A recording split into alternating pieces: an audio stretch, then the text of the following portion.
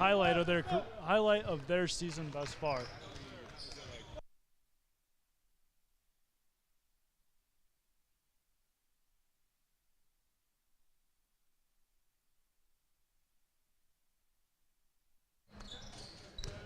Certainly a lot to look forward here today as we start this game off. I'm joined here. My name is Blake. We're joined by your co-host, Jacob. Jacob, do you have anything to add on to this game? Certain things to look forward to, maybe certain players? Just excited to see West Coast and see how much, how they're feeling after that loss the other night. Close game. See if they can still come out here and bring the same energy. And I'm looking forward to seeing what happens. We'll see.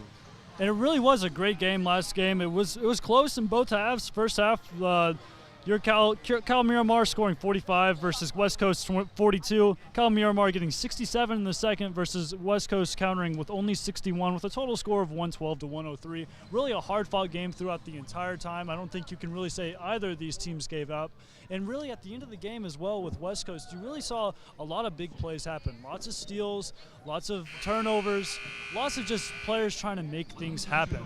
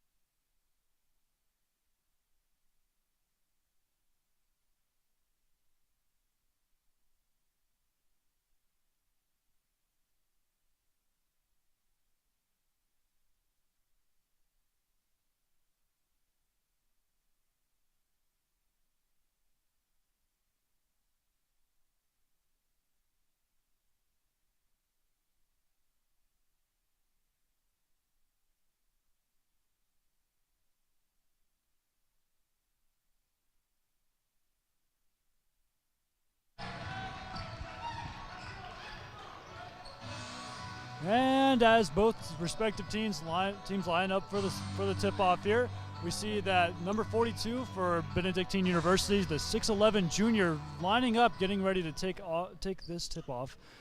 Number 3, Ethan Delaney, lining up in front of him, just to see who will be able to get this one and start the game off positively. And it is West Coast off the tip as we see number 12 take it down the court, driving inside, looking up, looking, dishes out to Zach Clay, who loses the ball. Fast break for Benedictine. Down the court, number 15 chasing after. Easy layup there for the first points of the game. Alrighty. And here we see Wesley giving it out to Braxton Bosher, who dishes it over to number 3, Ethan Delaney, looking for options at the top of the point. Number 15 charging in, dishing it out again, and number 12 loses his dribble just a little bit. Some pressure here from Benedictine early, forcing the team really to get something going. We drive inside, loses the ball again. There's a scuffle on the ground for it, and it is called a jump ball going for Benedictine University. Appears Eagles wanted to get running with it as soon as the basket is scored. Looks to be playing that fast pace as they did last game. Really forcing West Coast to try and get something done and seeing if they make a mistake and jump on that. Here we see it at the top of the point, scanning, looking to see if a play will develop. Number 42 with the ball at the top of the point here. Finds him in the post. He's posted up, goes up for a basket, just wide. And we have Ethan Delaney bringing the ball down the court. He drives inside, posts up, little spin move here, fake shot. And we got Braxton at the top of the point here with the ball. Dishes to the corner with a drive inside. Little fadeaway shot. He does draw a foul for 2 shots at the charity stripe. Ethan trying to draw a little contact there. He got it done. He got the job done. He'll be going to the line for 2.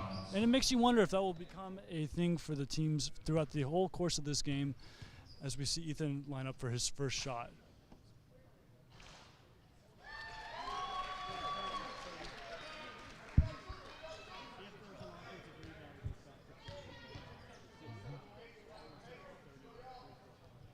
And he's 2 for 2 to start the game. That ties us at 2 to start the game off. About 2 minutes into this game here.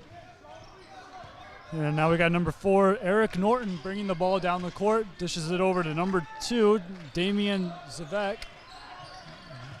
And he looks inside, trying to maybe create some space for himself or a teammate. Into the corner to number 23 and number 42. Little spin move, driving inside, being physical, and he gets the hook shot to go in. And a pass down court, layup and in from Ethan Delaney. Really a great pass to push the pace, saw an open lane and took advantage. Number 42 at the top of the point with that again. And number 2, we have Damian Zavak again with the ball. Lots of pressure there from Ethan Delaney. Drive inside and an easy layup for number 33 to bring the score to 4-6. Braxton Bosher bringing the ball down the court. Although the bucket was scored on that play, great job by Zach Clay of getting in front of his defender with a distinct height advantage on him. And here we have an offensive foul, number 12.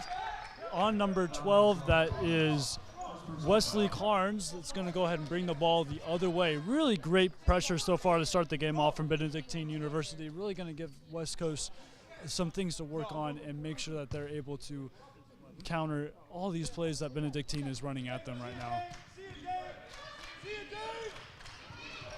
Ethan Delaney going for a steal, just about had it there. Lets the 3 fly from the corner, just a bit long. Braxton trying to push the pace early, see if they can maybe give Benedictine a piece of their own medicine. Dish inside, just misses Zach Clay for a turnover. Benedictine, dish to the outside corner, mishandled in the corner. Doesn't matter, he still finds a way to the rim for an easy 2. Braxton Bosher with the ball again. Zach Clay at the top of the point. Bosher working on number 4 there, puts it up, and a good play from number 42 of Benedictine to block the ball, but it does result in West Coast possession, so we have a play here to see what is drawn up. Get the ball back to Braxton Bosher. Shot up from number 12, Wesley Carnes, just a little bit long there. Really a good shot. Looked to have an open look. The drive inside. 2-point shot from the baseline is good. Another 2 points for Benedictine. And number 3. A 3 up from number 15. Oh, and some contact there after the shot went up and the rebound. Second or third, chance for the Eagles to go in for offensive rebounds. Really like the hustle there.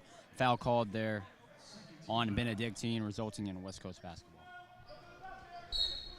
So the inbound pass here from Braxton Bosher, looking to see if he can make something happen. Over to number 12, Wesley Carnes. He's working on number 5 at the top. And a 3 from the top of the point. It's good. Ethan Delaney really starting off hot. He had two made field goals to pair with a made 3-point here. He's really starting to get the hot hand, wondering if he's going to maybe get some more plays, some more open looks from his teammates. Inside from Benedictine, good pressure there from Zach Clay. He forces a miss. Here we have Braxton Bosher with the ball coming back up the court. He's working on number 5 yet again. We have number 12, Wesley Carnes, giving it back over to Ethan Delaney, who I just mentioned had a hot hand. He goes up for a shot, decides to pass it out to the corner, given by Wesley Carnes, who hits the 3. Tying us at 10 points apiece. Number 4 giving it to number 5 at the point. He's going to go ahead and work on Braxton Bosher there. Really running lots of screen plays with their number 42. Not to blame him. He's a big body standing at 6'11". Really just a dynamic player. A 3-pointer miss from Benedictine, rebounded by Braxton Bosher. He brings it up the court himself, looking to go maybe coast to coast. No, he dishes it to Zach Clay, who's denied at the rim. The ball bounces out of bounds for an Eagles possession. I really like so far the hustle by the Eagles. They're going for every rebound. They're not giving anything easy to Benedictine. Very admirable for West Coast. Yep, they're really just trying to keep themselves in this game by their effort, by their playmaking abilities, by their passes. Everything they know has to be on point. 3 from Wesley Carnes, just a bit long, rebounded by number 33, who brings it coast to coast for a layup. What a play by him. Ball finds its way into Braxton Bosher here. He's working on number 5. Number 5 gets the better of him here. He gets the steal with a layup on the other end. Number 15 here, bringing in the ball to the corner, gives it to Wesley Carnes for a second, who finds his way around the horn to Ethan Delaney, working on number 3. Pair of threes going after each other here. Brings it to Braxton Bosher at the baseline. Can't get the layup to go. Looking for a foul maybe. Doesn't get the call. Corner 3, not quite there. Rebounded by number 42 of Benedictine University. And we have a timeout from West Coast. It's gotten a little bit away from West Coast these last few possessions. Few turnovers here. Questionable foul down there on the other end for West Coast. Braxton looking for it, but no call there, and so it's a 6-point lead for the Red Hawks. Yeah, and you did see Braxton coming back up the court, maybe asking for a foul. Thought he had some contact that might have instigated something along those lines, but just didn't get the call this time around. Interested to see if that will become a regular thing, or if the officials will start looking for something that maybe Braxton had pointed out. So far, the pressure from Benedictine University really is taking hold of West Coast as they lead the game so far, 16-10. It's not a huge lead, but it's definitely one that will get away from you if you let it. Yeah, I would like to see the Eagles come out here, get a good bucket here, see what coach is drawing up, see if there's a play drawn up for an easy basket here. And we all know in basketball, momentum is a huge thing. It takes one shot to swing the whole momentum of a game, swing the whole feeling of a game. Maybe it's just one player deciding to make a play, finding some open space. Dish inside to Ethan Delaney, just short on the shot. And Benedictine going both sides, and a offensive foul. That's going to go ahead and change possession. That may be the momentum swing that they were looking for out of the timeout. Coming out of timeout, Eagles got the pretty easy shot, but just could not convert there. It was a good play, just not really, I would say, a lack of a good shot. Just couldn't quite get it to fall, and that's how basketball goes. Sometimes it will fall for you, sometimes it's just going to be a little bit more of a struggle.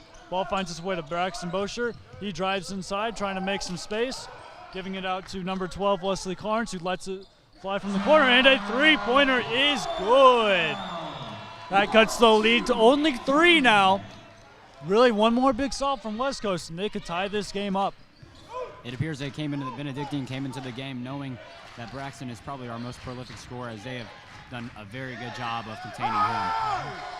As we see Benedictine's number 42 rising up and slamming it down in the post there, really trying to make a statement with that play. And we have Wesley Clarence finding a way all the way to number 15, who lays it in. Really a nice dish there, finding a way into the paint. Number 5 working on Braxton Bosher here. Gives it to their number 42, who sets a screen for his guy and shoots a 3, and it is good.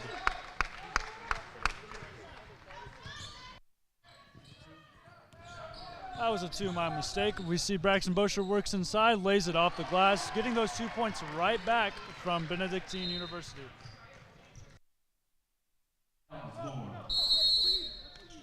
And as we have an official timeout here to stop the clock, get the ball back in, and start this game right back up.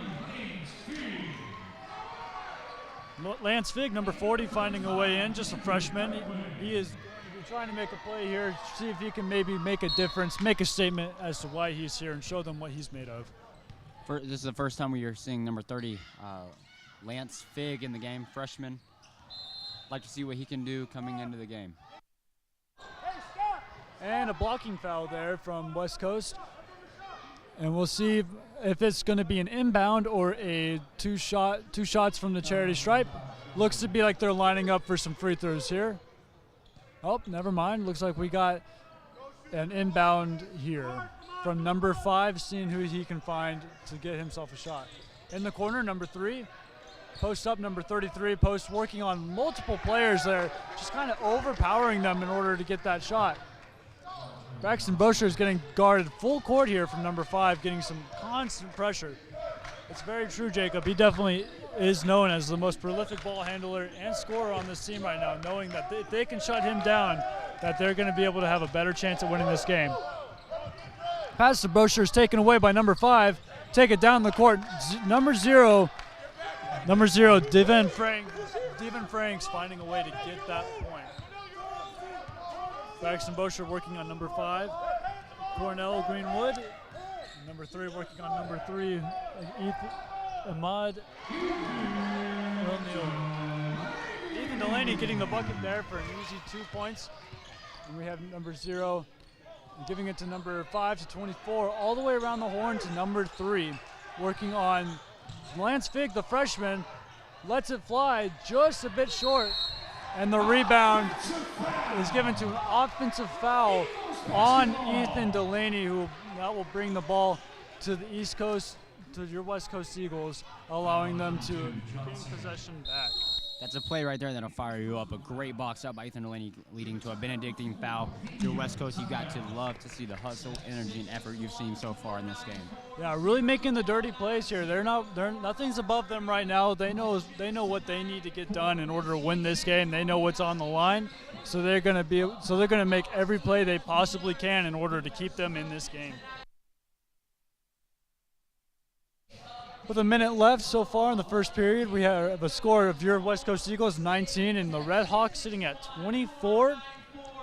Very interested to see how this game goes. We only have a 5-point lead as the last time we checked in on our score. We had a 6-point lead to the Red Hawks. Interested to see if they're able to keep this going, or if there's gonna be a different play that coach is gonna be able to draw up for your Eagles that will swing that momentum and keep it on West Coast side for the duration of this half.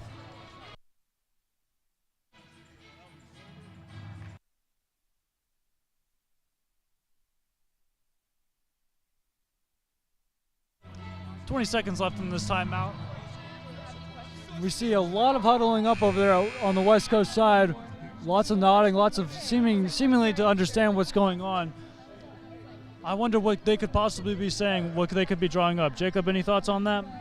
I spoke with David Goey this week, and he said that a big reason he thinks they lost last game was transition points. I think that that is something Coach Sisson has really worked on in practice with the guys this week, and I'm really seeing them get back, playing harder, and getting back on defense and getting more stops than they were last week, and that's good to see. And it's always great to see what you practice during practice to come in fruition for the actual game. Always excellent to see that as a result of great coaching and hard work from the athletes on the team. Ethan Delaney bringing the ball down the court instead of Braxton this time. Looking to maybe drop a play for Braxton Bosher, find him an open look. They do end up giving it to him at the top of the point. They're trying to find a way. He works inside, lays it up, and he is denied. But it is rebounded by Lance Figg, who drives it inside to Ethan Delaney. Loses the ball. Lance Figg jumps on it again by Ethan Delaney. He keeps it, finds a way outside, and we have a foul that will bring the ball all the way over to and it seems as though Ethan Delaney does seem to have some blood coming out of the back of his head. It doesn't seem to be anything too serious, as he's just going to dap it up a little bit and make sure that he is good to go.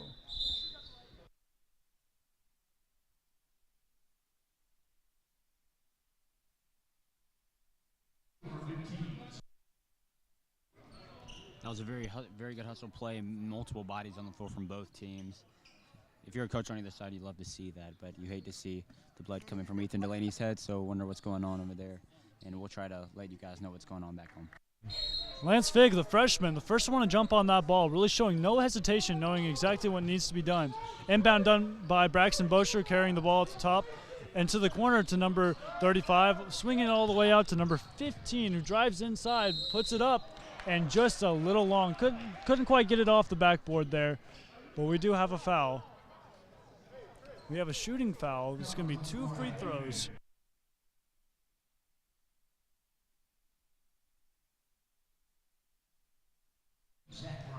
Zach Brown for his first shot. Couldn't quite get it there. In and out. See if he can convert on the second try.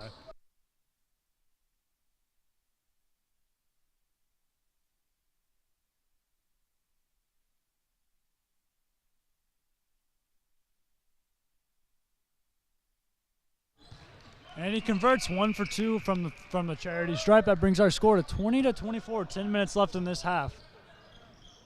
Braxton Bosher playing defense on number 5 there. Number 33 looking for the ball on the point.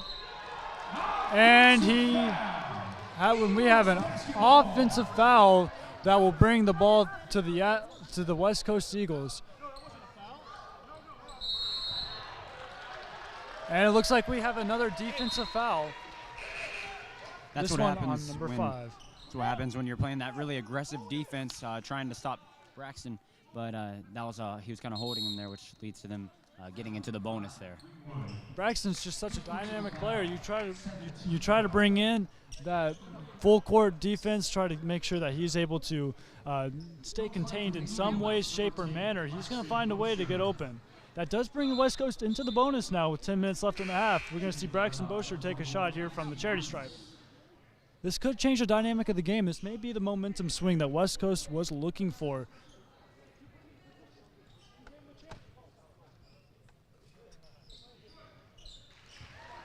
And he makes his first shot, cutting the lead down to just 3. I might be mistaken, but I believe that's Braxton's first points of the game, considering. That is true.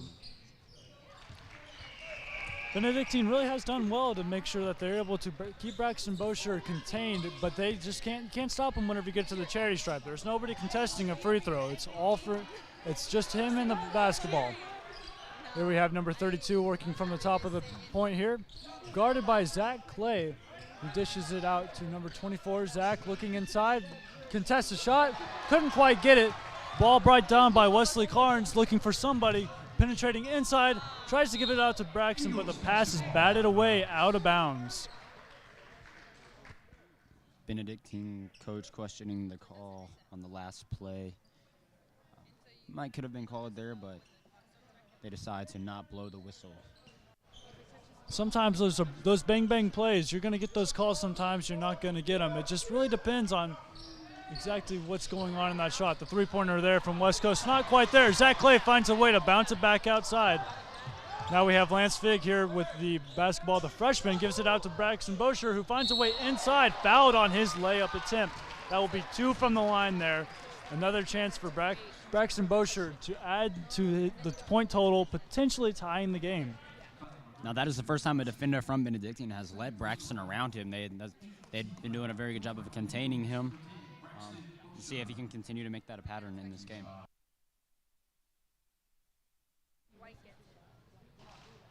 Braxton able to convert on the first one. That does cut the lead down to 1. This one will be for the tie. See if he can convert here.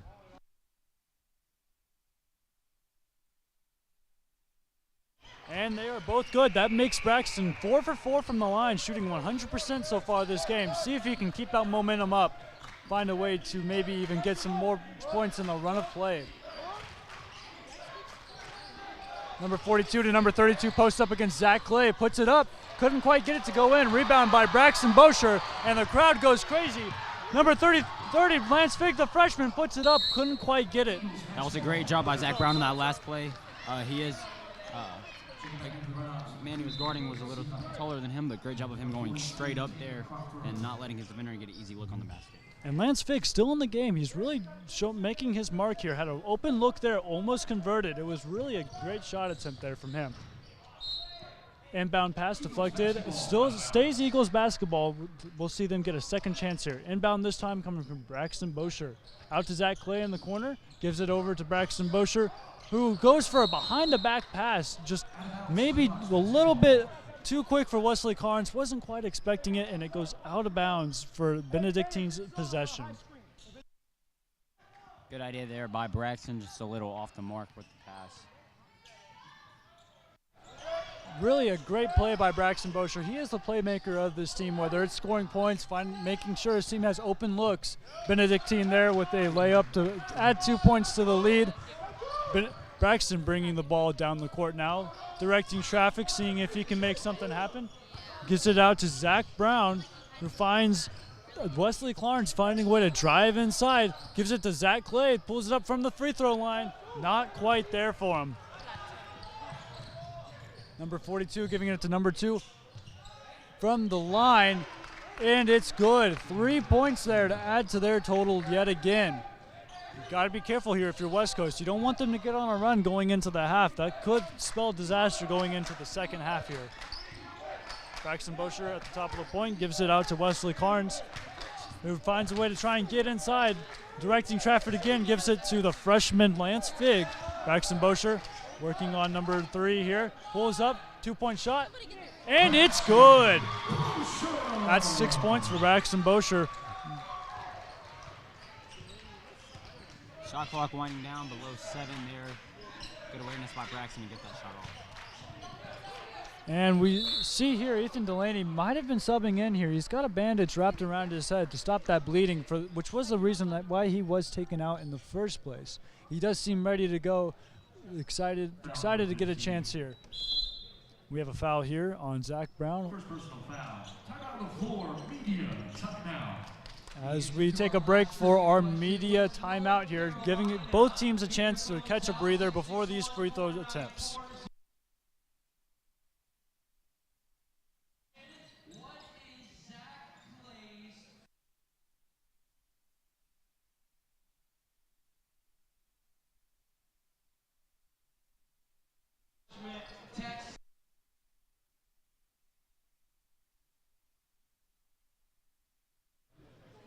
Coach Sisson giving Zach Clay there some direction on what he wants to see from him continuing on in this game. He obviously wants his sophomore to be more vocal in this game, see if he can get some more things done and become a more dynamic part of this offense.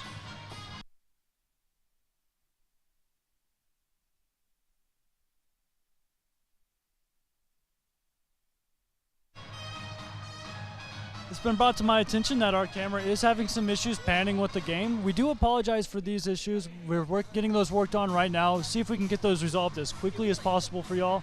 Make sure that we're able to let y'all know what's going on both ends of the court for you. Make sure that y'all aren't missing any of the action here at West Coast Baptist College.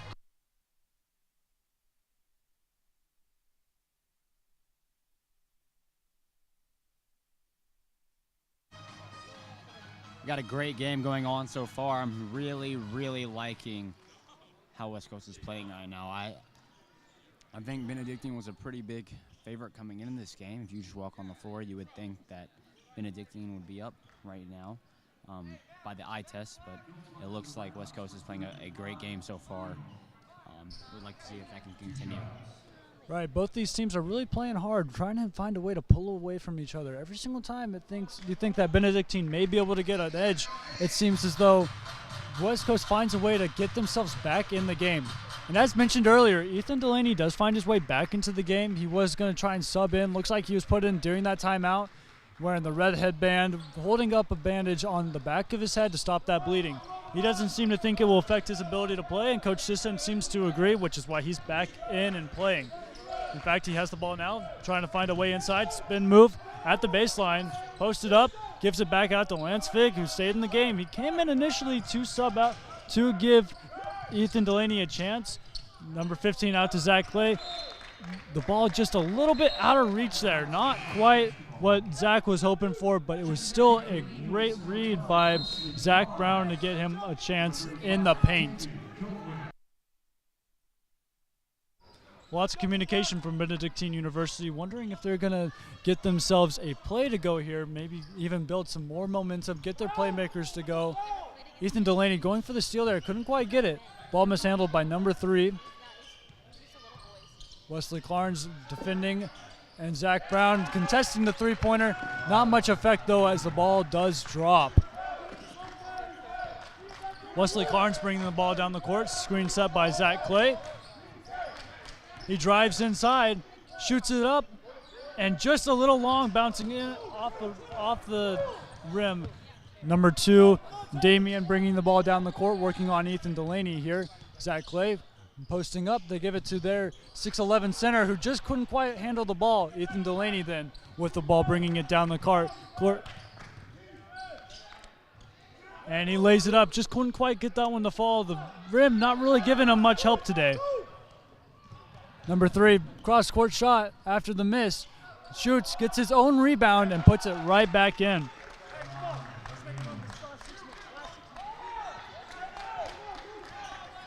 Wesley Clarns bringing the ball in to sub in for Braxton Bosher, who's getting himself a little breather here. He can't play every minute of the game, but every minute that he does play is very big. Pass from Wesley Clarns just a bit outside of his intended target. But it's still going to stay West Coast basketball as the pass was deflected. We see Braxton Bosher coming back into this game. See if he can create some more momentum for the Eagles as the score does go up to 10 points, 26-36 for your Hawks. Ethan Delaney with the shot, looks up, and there is a foul on the play. Eagles in the bonus. Therefore, Ethan will get a 1-and-1 here. And that'll be 2 shots for Ethan Delaney. Opportunity for his first points after that injury to the back of the head.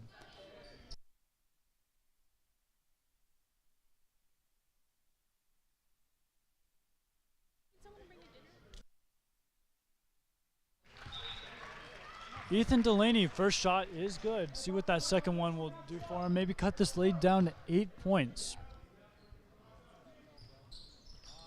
Second shot a little bit long, rebounded by Benedictine University. Number 4, Eric bringing the ball down the court. Guarded by Zach Clay. They find a dish to their 6'11 center, who brings the ball into the paint for a layup. That has to be easy for a guy his height. Zach Clay with the ball at the top of the point. Tries to find Braxton, but he wasn't expecting the pass, resulting in a turnover there. Number 2 dishing it inside to their center, guarded by Ethan Delaney. Layup just couldn't quite get it.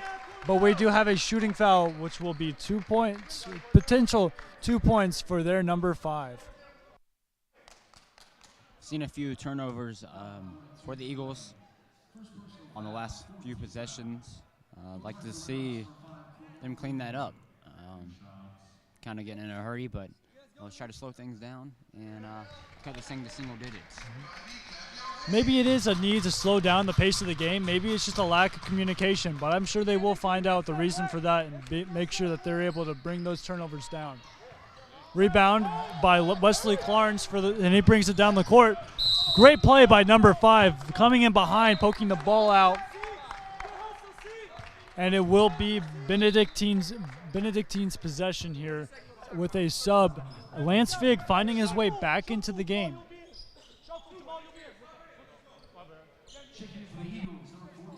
In Lance Figg's first game, he's getting a considerable amount of playing time.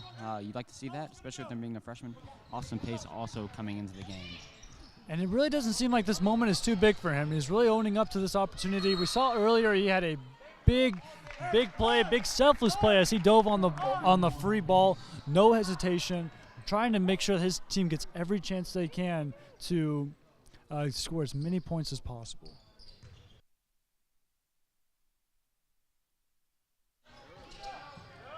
Pass inside to their number 5, Cornell Greenwood, who puts the ball in, bringing the score to 27-41. Lance Figg with the ball on the opposite end of the court. Zach Clay working on it at the point, hands it off to Ethan Delaney. He posted up against number 35. Lance Figg again with the ball, finds his way to Braxton Bosher, drives inside, fadeaway jumper, just a little long there. Number 33, Jamal Wright, bringing the ball down the court.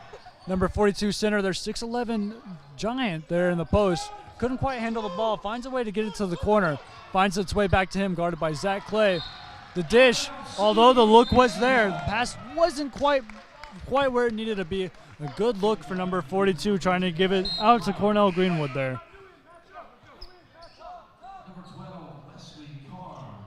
Wesley Carnes coming in here to sub out Lance Figg, who's, as I mentioned earlier, having himself a great debut game, the freshman. Lots of selfless plays, making sure that he's putting his team in the best position to win. Seems Wesley and Lance, the 2 freshmen, kind of being interchangeable throughout this game. Pass off the backboard from Zach Clay results in a turnover, and the layup was put up off the rim, slammed back down by the 6'11 center, number 42.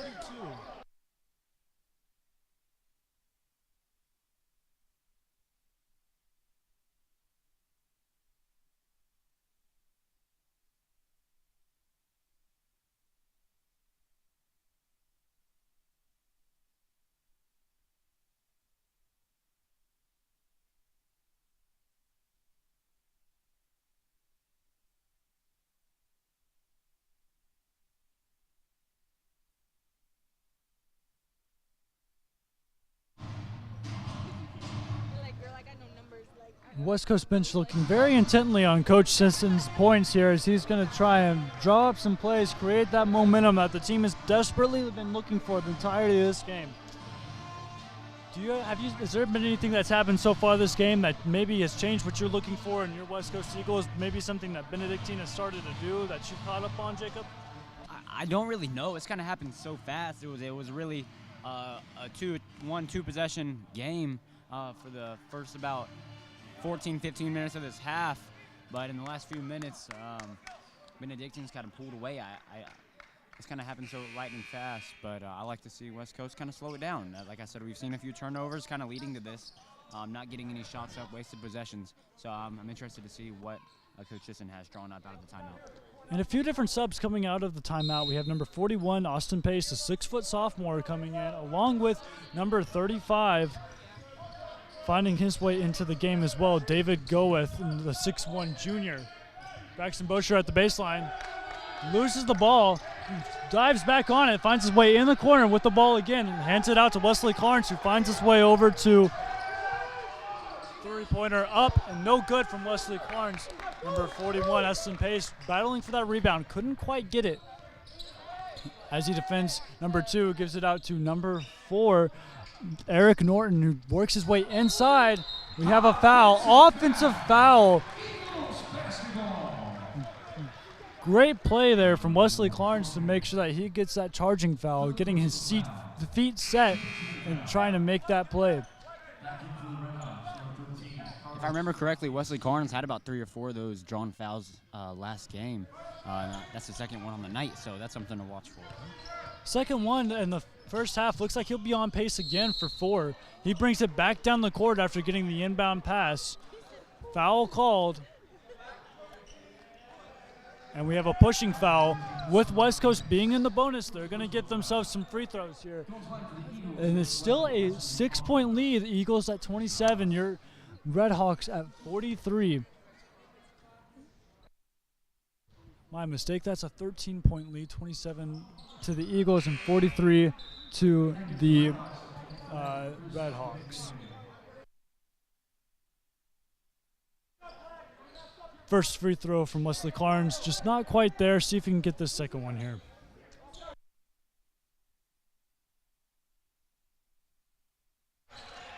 He goes 1 for 2 from the line, getting the Eagles up to 28 here. Number 2, Damian with the ball here. Sends it out into the post for number 33.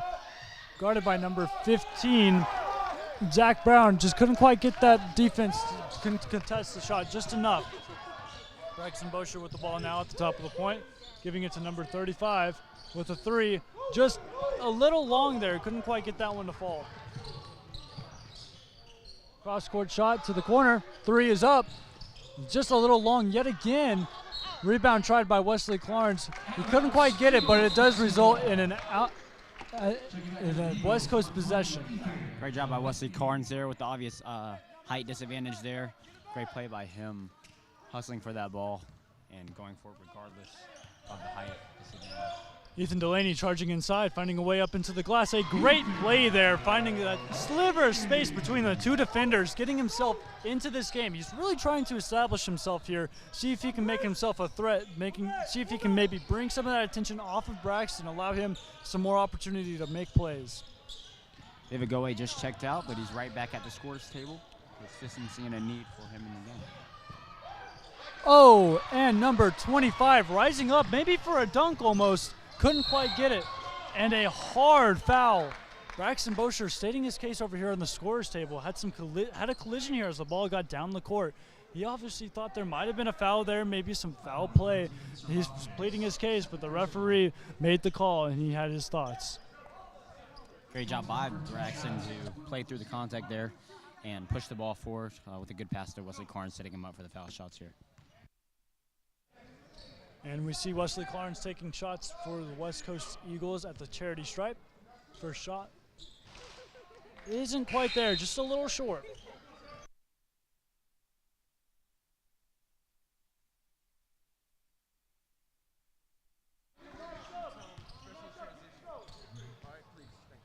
David Goeth checking in, a 6-foot junior.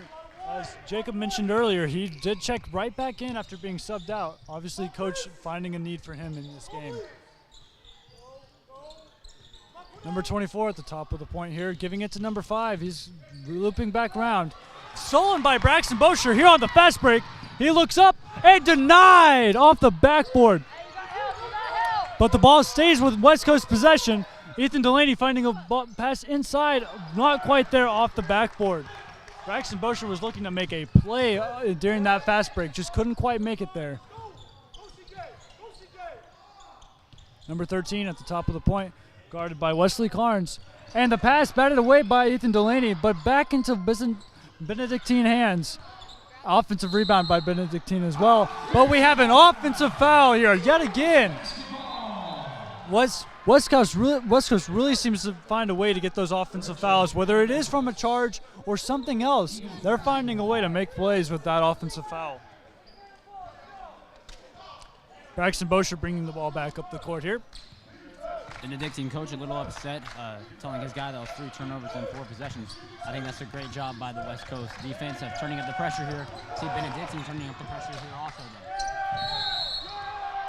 though. And Braxton Bosher trying to make an amazing play. Nearly had it there as he went up and over two Benedictine players trying to get that layup to go in, but it does result in a shooting foul for him. So he has a chance here to continue his free throw shooting. So far, he's been 6 for 6 this game. To see if that trend can continue.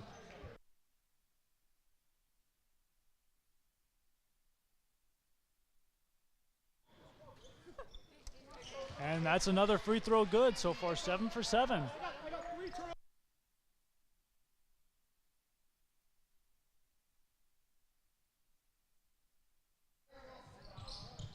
And Braxton now 8 for 8 on his free throws. Obviously something he's worked on, almost automatic there from the line. And during those free throws, we did see the Benedictine coach, Frank Woodford, giving his players some directions, making sure that they're playing a little bit more disciplined. Those offensive fouls, he says, are starting to cost them, and he doesn't want to lose this lead that they've worked so hard for. This game was getting very fast-paced with about 2 or 3 minutes to go in the half, but with all these fouls piling up for both teams, we've seen it really slow down with foul count 7 and 10, Benedictine getting to the 1-and-1 territory in the bonus. Right. With 57 seconds left in this half, we're sitting at Eagles 33, Redhawks 46. Trying to really build some momentum for this next half. See if maybe West Coast can find a way to shut them down and give them something to think about in this half. See if West Coast can cut it to a one-digit lead before the half or deficit. That missed free throw will help there. Benedictine's second shot does not fall. We have Ethan Delaney giving the ball out to the corner. Great no-look pass there. Three goes up just a little long. What a dish there from Ethan Delaney. I thought he was giving it up to the top of the court, but no, he put it right into the corner. Nobody had any clue where that ball was going except for Ethan.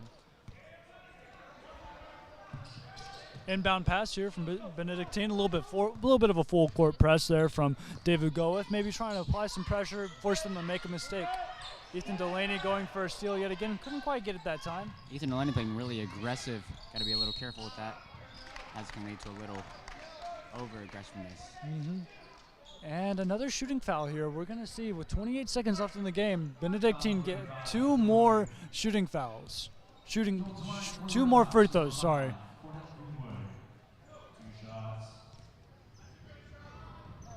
And his first shot is good. See if he can convert 2 for 2 here from the free throw.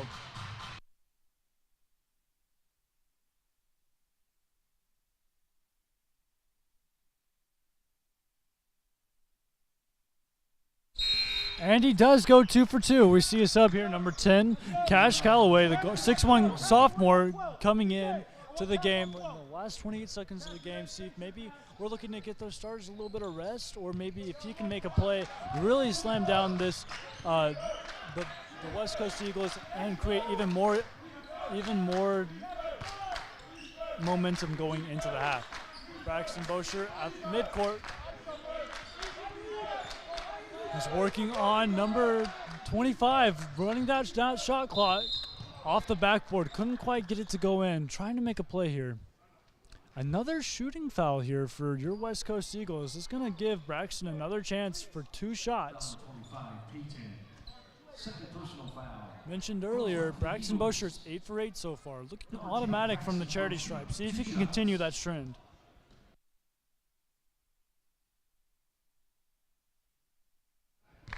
Make that 9 for 9 from the charity stripe. He's going to go here for his 10th shot of the game, just in the half as well. 20 shots is what he's on pace for here. That could be very big.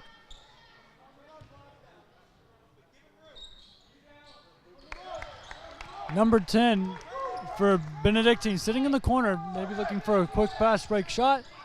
Number Benedictine trying a 3-point shot just before the half. Couldn't quite get it. That makes the score going into the half 35-48. 35 for your West Coast Eagles, 48 for your Redhawks as we head into the half.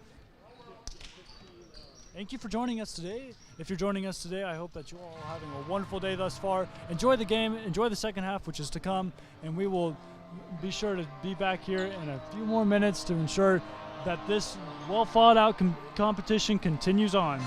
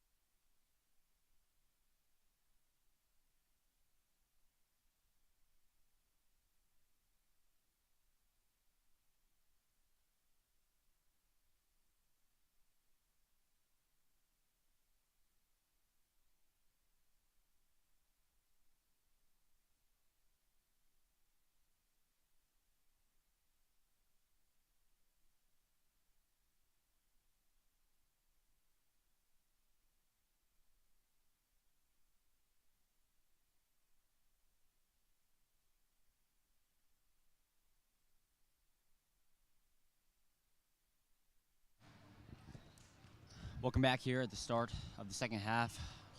Going to be underway in about a minute and some change. Pretty even game throughout the first half. Although it looks like Benedictine is ahead by 13. They are ahead by 13, but it's felt a lot closer if you were here. It's been close all game. Kind of big Benedictine pulled away towards the end of the second half there. But West Coast has remained unshook. And what I'm looking for to start the second half is if they can weather the storm here, a Benedictine come out and give them an answer. And we'll see what happens. Give it back over to my partner here. What is something you're looking forward to at the start of the second half? What's something you're looking I'm really looking forward to seeing if West Coast can maybe find a way to bring up the physicality a little bit. From what I understand in the West Coast, in the second half stats, they were being out-rebounded in both offensive and defensive categories, seeing if maybe they can find a way to set this tone in this half, let them know who's going to be the mediator in this game. A big stat I would like to point out is last game, West Coast missed 13 free throws. But so far, they're 14 from 18 in the first half from the free throw line. See Zach Brown throw up a miss off left, but Benedictine touches it before he goes out of bounds, so that'll be West Coast basketball. Want to see if West Coast can cut this down into a single-digit lead here. He gives it to Delaney. Delaney pump fakes, kicks it out to Braxton Bosher from the corner. He is a little off right as it goes in and out. Benedictine bringing the ball up here. Number 0 wide open right under the basket. I don't know if that was a breakdown on defense or just a great play design by Benedictine, but the guard ends up wide open under the basket, pushing the lead to 15 for the Redhawks. Goe wide open in the corner for 3, contested, off too strong. You're really pushing the floor. You're really seeing West Coast getting a lot of open looks to start this game. You're interested to see if they're able to keep these, to continue to get these. Maybe it'll start some momentum for them.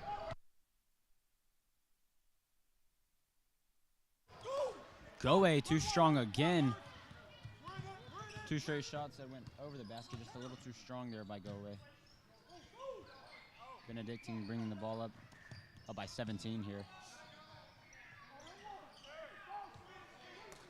The big man from Benedictine going up, no foul called. Miss layup here. Delaney still has that head wrap on in the first half, and they call a travel on him. That'll be Benedictine ball. That was pretty rough contact there from Ethan Delaney on number 4. Looks like the elbow might have caught the head as it was coming down with that ball. Something you never want to see in a competition like this. Can only hope that he's going to be, that he's okay, and that he's going to be all right for the rest of this game.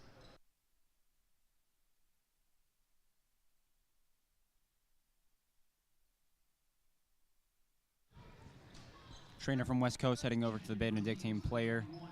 That's something that's kind of unavoidable in this game. Somebody's going to catch an elbow every now and then, get hit in the head, and we saw it in the first half with Ethan Delaney, now seeing some of it from Benedictine. It's something unavoidable, but you hate to see that when it comes out of the game.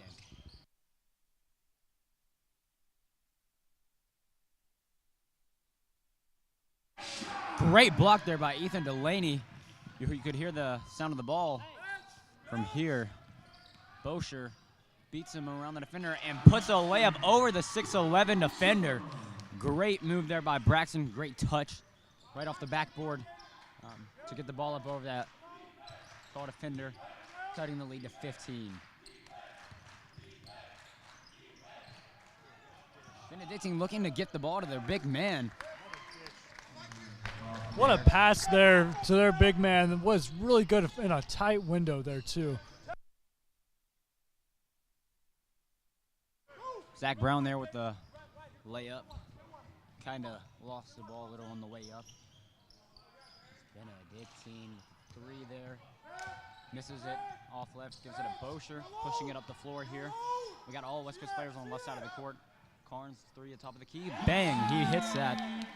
Top of the key. I believe that's his second made 3 of the game. Great shot there by Wesley Carnes, the freshman.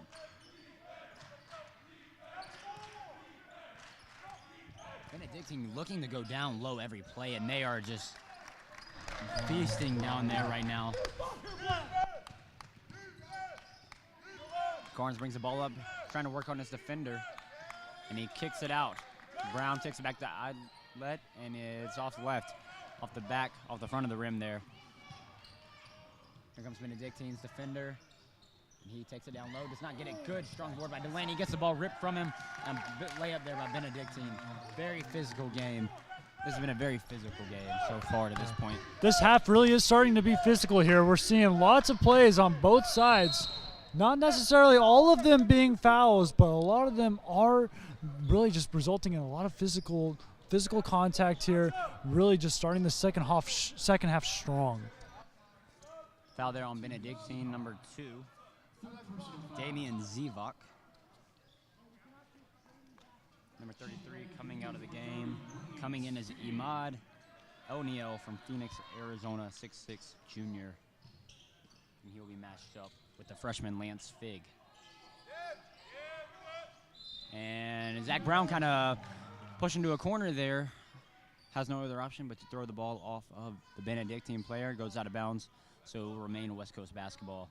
Braxton Bosher inbound. Lance Fig wide open under the basket, but he misses a layup, but they call goaltending as he hit the rim, it appeared, shaking the goal. Basket interference, excuse me, not goaltending.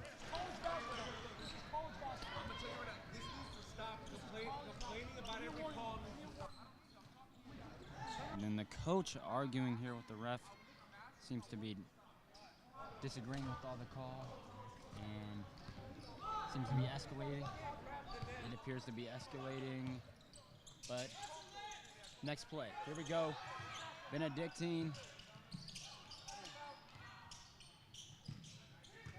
They get it into the big man, kicks it out.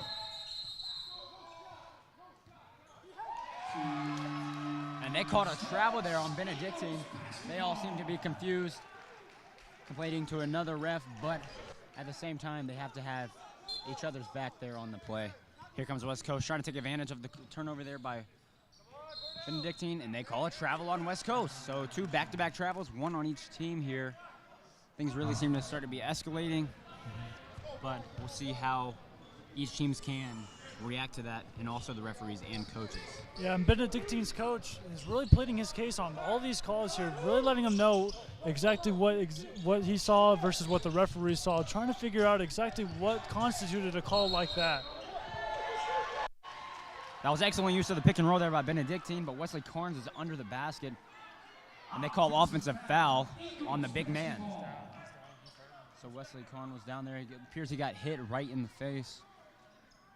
Hate to see that, but like you said, it's just sometimes unavoidable, and especially with a taller player going up against someone who's almost a foot shorter than he is, it's almost inevitable that he's going to come down and catch an elbow at some point during the game. Wesley Carnes, though, seems to be fine. He doesn't seem like he wants to come out of this game. Was a little shaken up after that, but he's very adamant about staying in this one, making sure he's able to make as many plays as he can.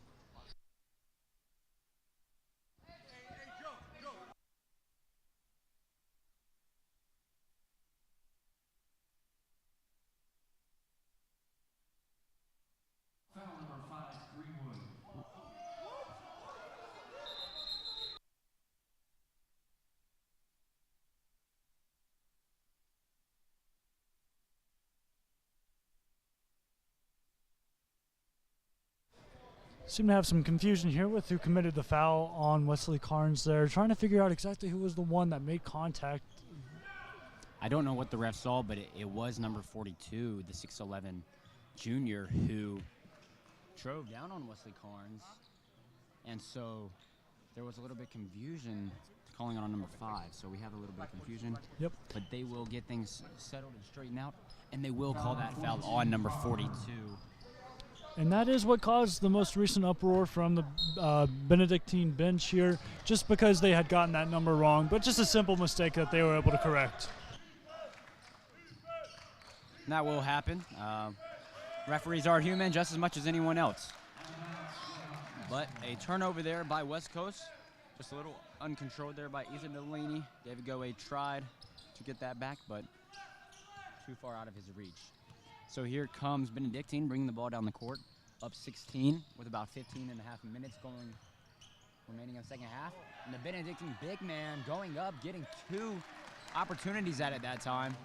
But that was a great hustle by Zach Brown, trying to defend that.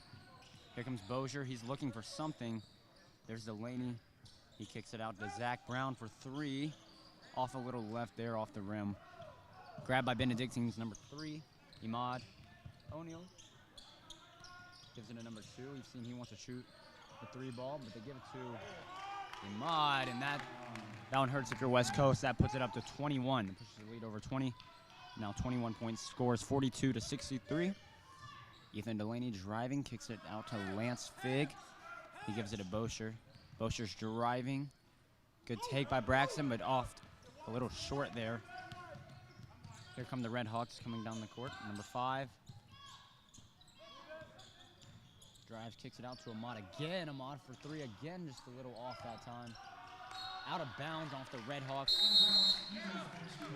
Number 42, Tanner Crawford, big man, trying to spin there. Just off his fingertips. Out of bounds, West Coast basketball. And standing at 6'8", Tanner Crawford really towers over everybody else on the court. West Coast doesn't have anybody on their lineup here that can really counter that, except for maybe Zach Clay, but he only stands at 6'4", so he's just going to have a height advantage no matter who he's up against. Speaking of Zach Clay, we have not seen him yet to this point in this half after starting the first half. So we'll keep an eye on that.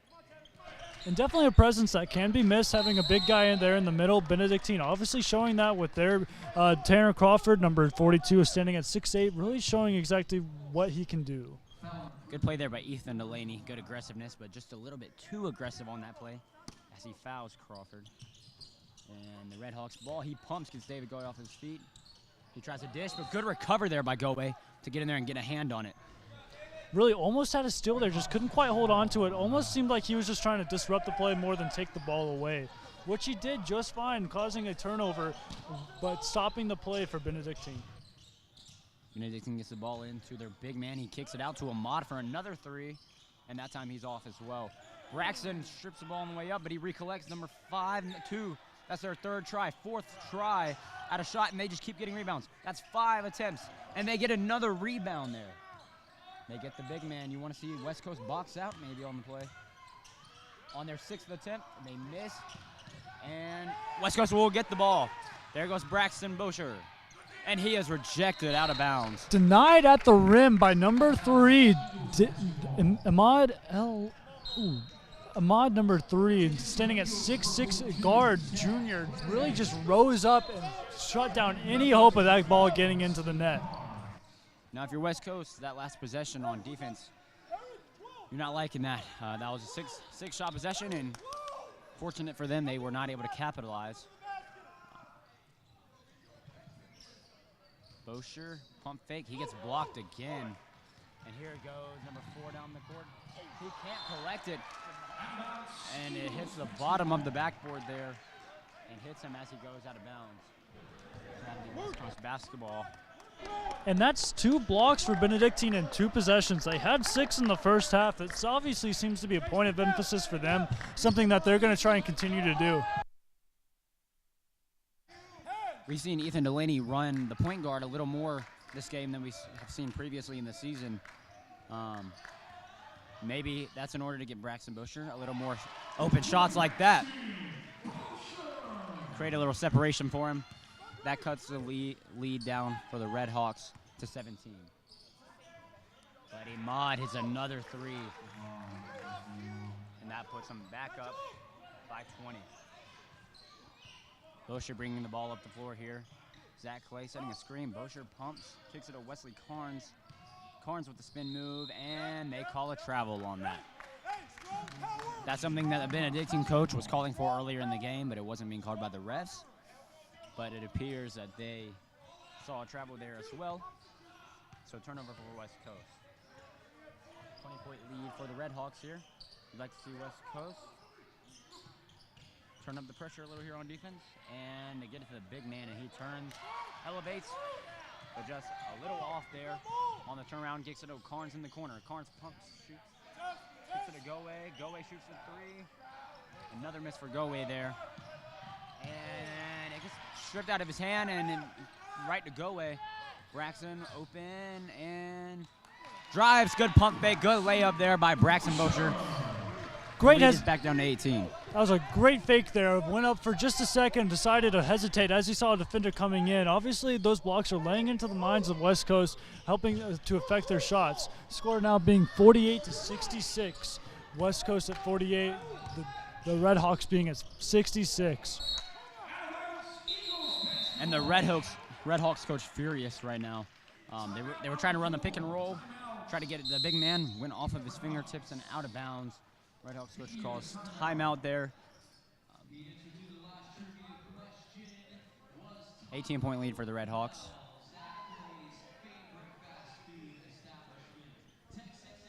Now, what's something that you've seen so far in the second half, excuse me?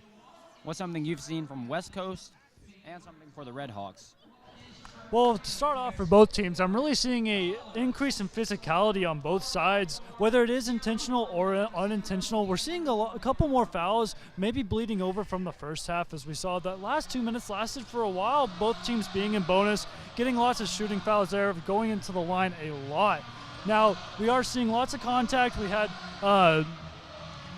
Wesley Clarence had that incident whenever he got hit in the face by number 42 of Benedictine, and along with Benedictine's player even having some contact there from Ethan Delaney there with his elbow. So I'm not sure if that's going to be something that's going to continue, but even Benedictine with that physicality, there's becoming lots of blocks, lots of just tone setting from them. West Coast, they really need to find a way to get the big men from Benedictine and maybe control them a little bit more. You can't stop them every single time, but a stop will need to come in order to stop this momentum that's building constantly for Benedictine. I agree. It's been a very physical game so far, and it appears West Coast calls a timeout right after Benedictine. That's not something you see very often, a timeout on top of a timeout at this point in the game. But apparently Coach Sisson wanted a little more time to speak with his players. And so we have another timeout here. We would like to again thank those who are joining us from home. It's an honor and a privilege for you to be here with us to watch these West Coast boys play and give their all on the basketball court. Obviously, whatever Coach Sisson had seen in that first half of the first half, he decided he needed some more time to draw up a play, bring up a game plan, find a way to stop this, or even stress to his team what changes need to be made to stop this lead, to cut it down, and hopefully amount some kind of a comeback.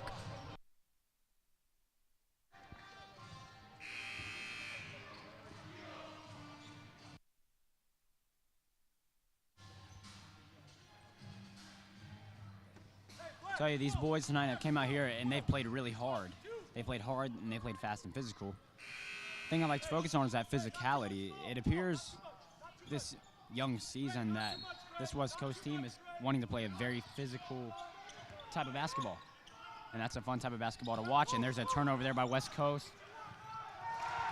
And number 3 elevates pretty easily. Dunks at basketball, seems at home. Wesley, they have switched to a full court press defense, which forced that last turnover. Wesley Carnes, another turnover.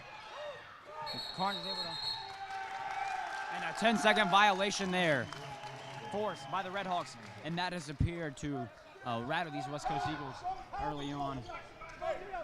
And a combination there of pressure and physicality there, they're able to keep Wesley Carnes from finding a way to get an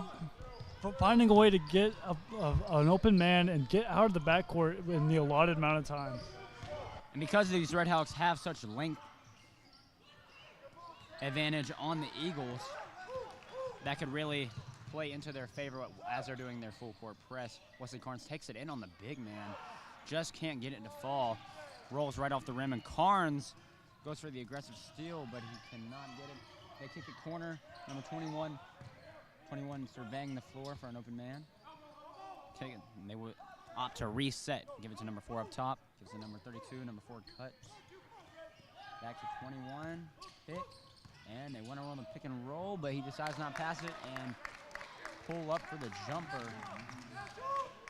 So here goes West Coast in the lead now to 22 for the Redhawks with a score of 70-48 with 10 minutes left here in the second half. Goe shoots again, and he just cannot buy a basket right now in the second half, as on the other side the floor is open. And not very good transition defense on the weak side there by the Eagles. Bosher bringing the ball up, looking for an open man. Leads now 24, gives it to Zach Clay. Goe again in the corner. There we go. There's a three for Goe. Sometimes all it takes is one to get that streak going. He's been shooting a lot, hasn't gotten a lot of points. Again, not from a lack of trying, and you've got to commend him. He's not going to give up on that shot. We know he is a viable scoring option for this West Coast squad. Just look to see if he can get it going after that one made three there. Benedictine, he walks, and that's a travel. That's a turnover for Benedictine. And Benedictine coach once again calls a timeout. So here we go. Austin Pace checks in for Goe. Appears they have, and there is a timeout. We will have a little break in the action here in the Walter Center. See if the Eagles can rally down this back half of the second half. Now about 75% of the way through this game. And it's been a good one so far. And we will see what the Eagles have left. Score is 72-51. A 21-point advantage for the Redhawks. And it will be West Coast basketball coming out of the timeout at this very moment.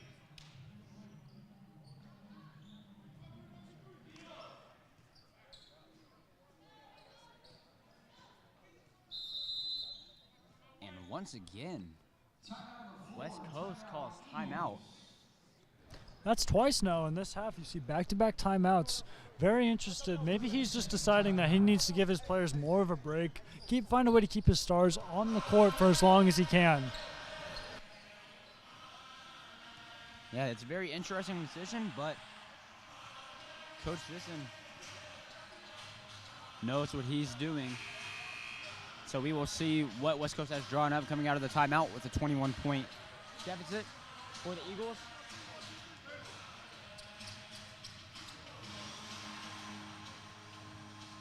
And on the floor, out of the timeout, Braxton Bosher, number 10, Ethan Delaney, number 3, Wesley Carnes, number 12, Austin Pace, 41, and Zach Brown, number 15. Wesley Carnes brings the ball up the floor. Zach Brown pops out of the wing, brings the ball around, gives it to Austin Pace. Pace driving. They cut him off. Cut by Brosier. Turnover in the exchange there. And Austin Pace over his back, and you just can't grab him like that. I understand he was going for the ball, but I believe that's just the first foul on Austin Pace, so no problem there. But this Benedictine defense has really turned up in the second half.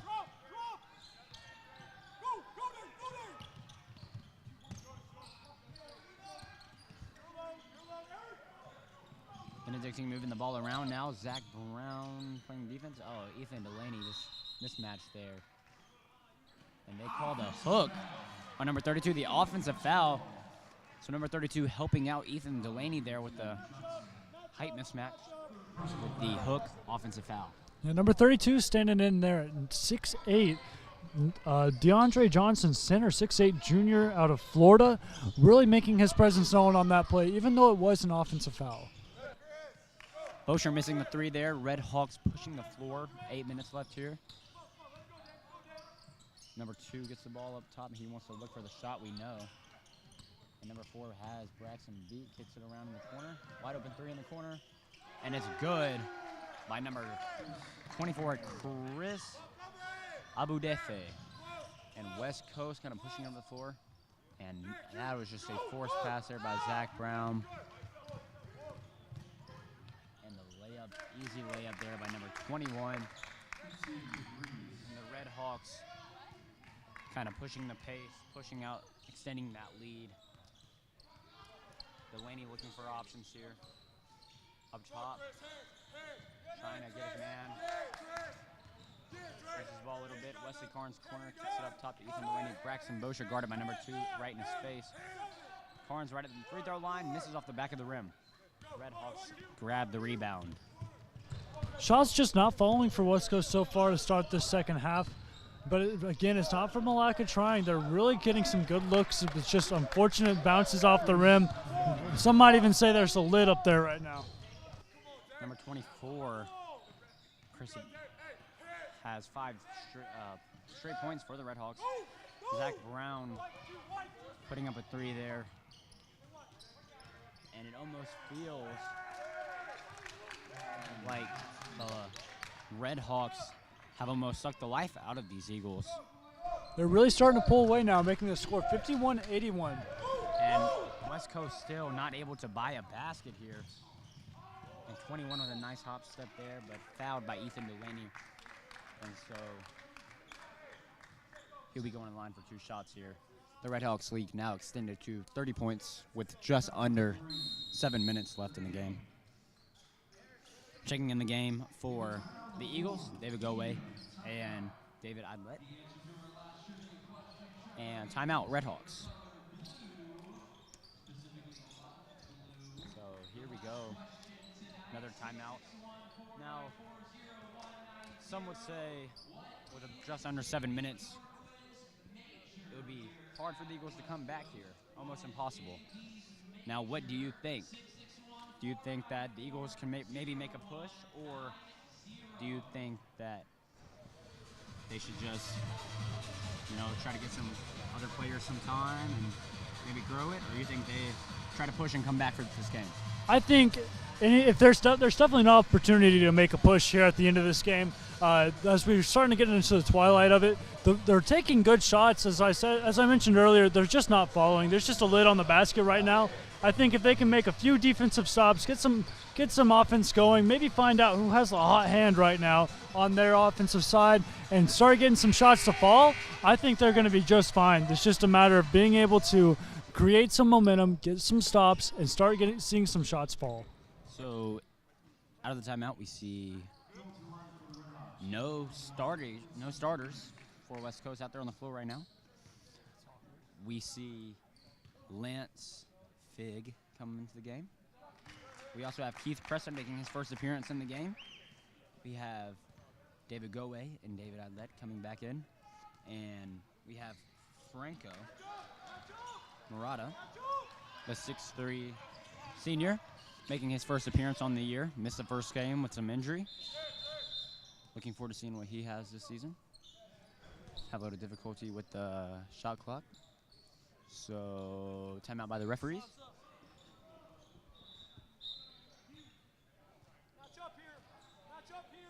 Number 10 checking in the game for the Red Hawks here.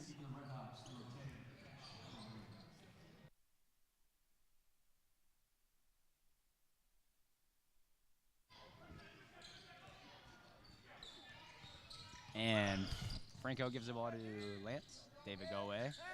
Lance kind of ducks out of the way. That was coming right for his head. And Keith Preston with the ball. There's a foul called on Black 25. That is his second. And Coach Sisson looking for some life off the bench here, seeing if one of these guys will step up and make a play. Maybe there's an opportunity here to earn a bigger role on the team.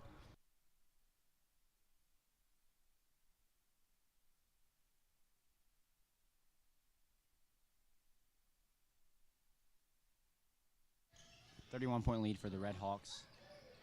Passes it over to David Goway. David gives it back to Lance. Lance has seen some good minutes in this game as he kicks it. Goway 3. There's another 3 for David. So after starting off the game a little cold, he's hit his last 2 threes. West Coast playing defense. Lance right in his face. Kicks it to number 13 in the corner. Kicks it to number 10. Kicks it to number 24.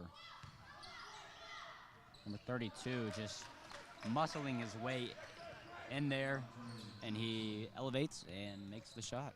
Here comes Lance down the court, gives it to Goway. Goe again with another three. Up and good. That's 3 in a row for Goe. And Goe may have that hot hand that was mentioned earlier. Now it's just a matter of getting a stop. That's 3 for 3 now from the three-point line. See if that momentum will continue. He's obviously found his shot. And we spoke about him being a prolific scorer on the team. And turnover. Here we go, Lance.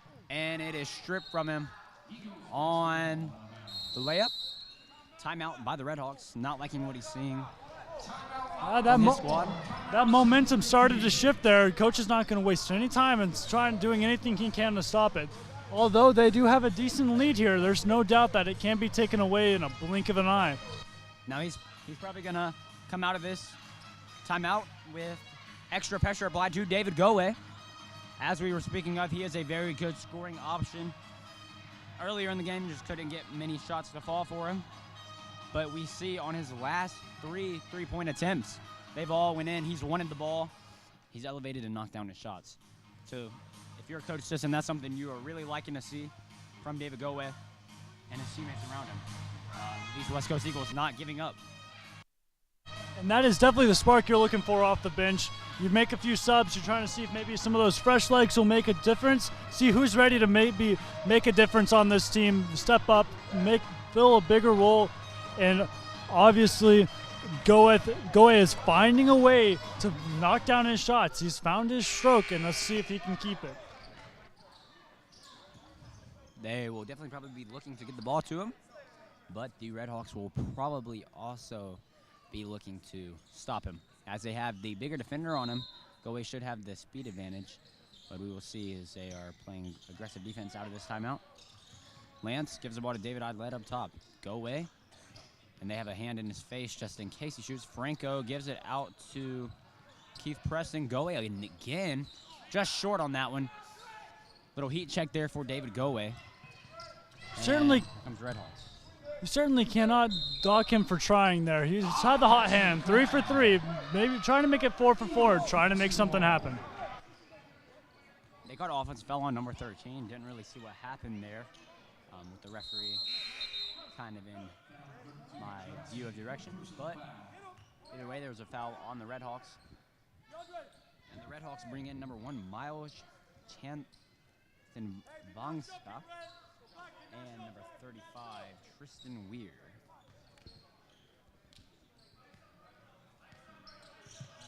And here's Lance up top, bringing the ball up, the freshman. Ball poked away, but he's able to retain it. And Lance has pressure right in his face, and here comes Goe. Number 35 on him, and Goe kicks it to David Idlet. Idlet gives it to Keith Preston. Preston gives it back to Goe, and Goe open for 3 again.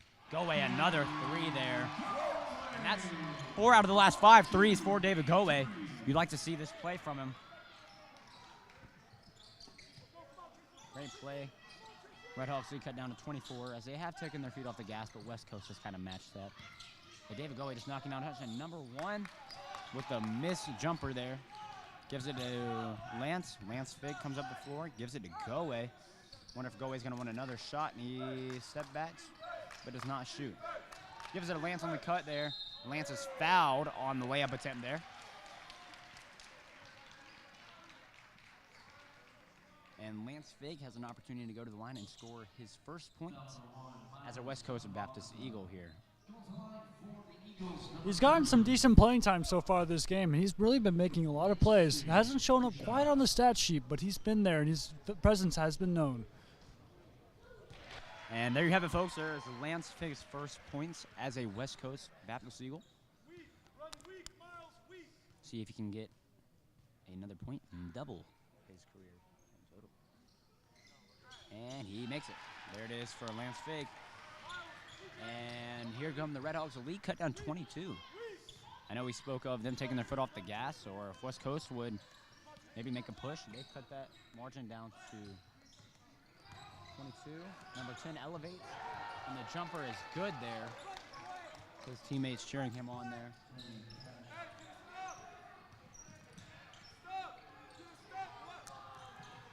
Lance Fig kind of being poked the whole way down the floor. Number 1 in kind of disbelief after that foul call.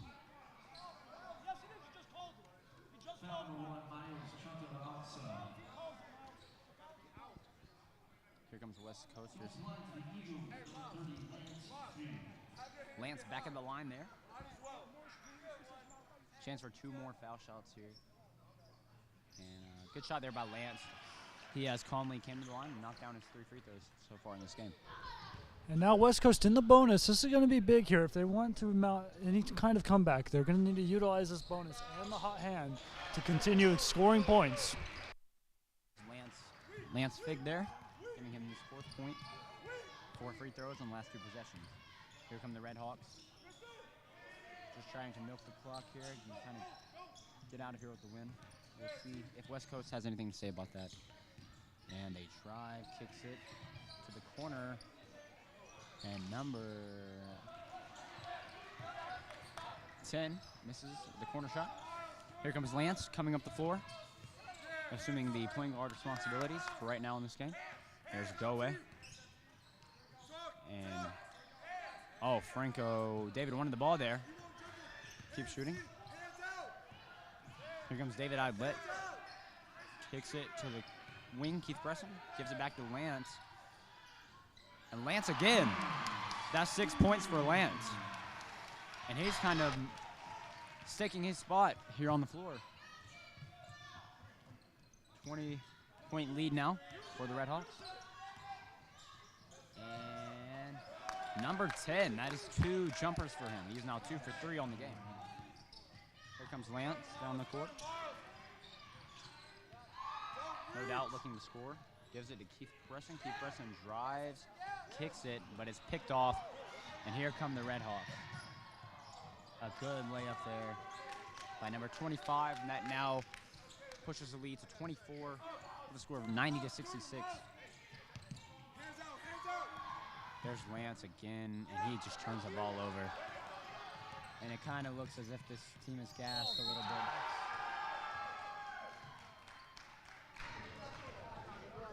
Good play there by the Red Hawks, but canceled out by the foul. That was good hustle there by David Goe. He had the hot hand here. He's not giving up on this game just yet. He found a way to get back there and contest the shot. That's something I like to see, never giving an easy basket. There's a balance, I believe, of not giving an easy basket and being over-aggressive. And I think that was a perfect balance by Goe. Not being too physical, but at the same time, not giving up an easy basket. And Coach Sisson bringing in everyone in. And so coming in the game, we have number 13, Jacob Castro, Trevor Hampton, number 23, freshman Troy Santos, and senior J.P. Jordan, number 11. And Goe gives it to JB driving, takes it out to Goe. Goe fouled by number 35, Tristan Weir from the Red Hawks.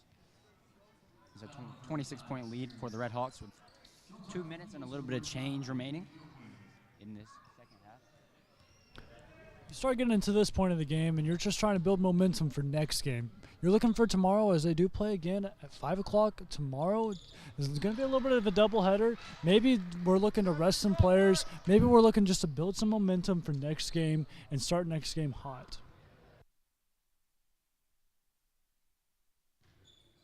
David Goe at the line after capitalizing on his first free throw opportunity.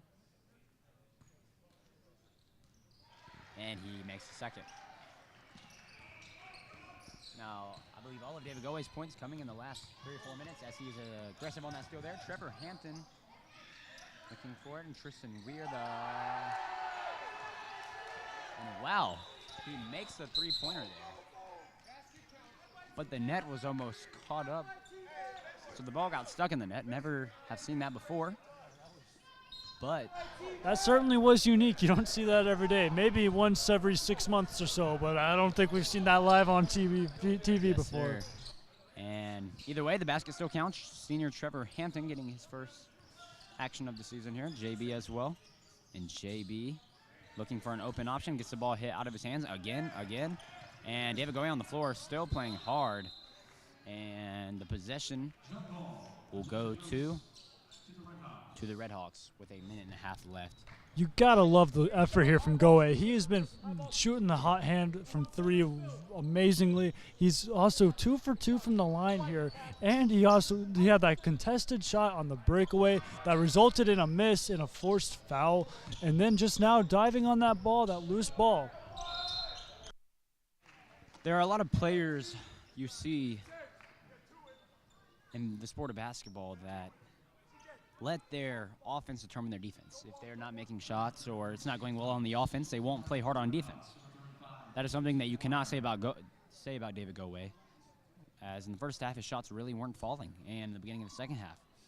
But he was still on the floor diving for balls, playing good on the defensive end, doing those little things. And now that his shot is opened up, he's still playing really, really good basketball. That's something you love to see if you're a West Coast Eagle. Jacob Castro, number 13, with the rebound. He's bringing the ball up the court. This is his first action of the season, missing the first game with an ankle injury. Gives it to JB Dorkman, gives it to Goe. Goe he's looking for another shot, and that goes in and out. And here come the Redhawks. Number 10 going in the corner. He shoots, collects, and it's good. Extending the Redhawks lead now to 25. Goe open again, and he in and out again. Just off the mark. Got those points the wrong way. Should be 99.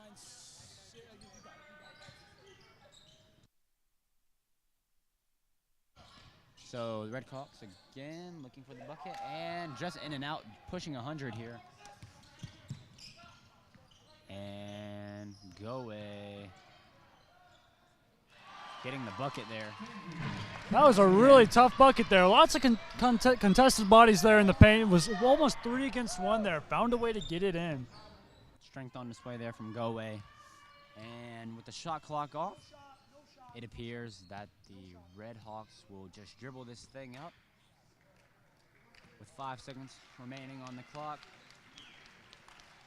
This game has fallen to all zeros as the buzzer sounds with a final score of Redhawks 99, Eagles 70.